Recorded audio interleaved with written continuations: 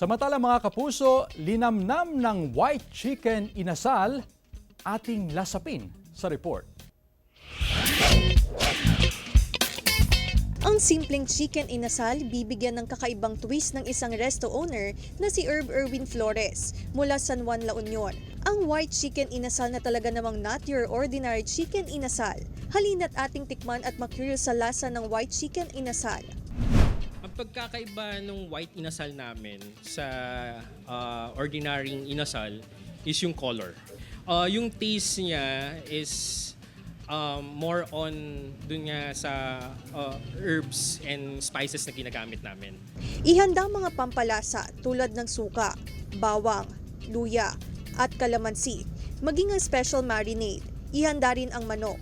Paghaluin ng mga pampalasa kasamang special recipe at i-marinate na nga abot sa 6 hanggang 8 oras ang manok. Pagkatapos nito, maaari nang ihawid at ready na ang white chicken inasal.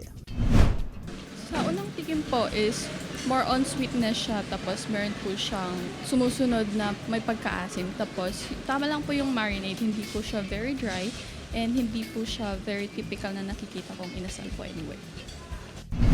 Masasabi kong mas healthy kasi parang natural yung mga ginamit natin.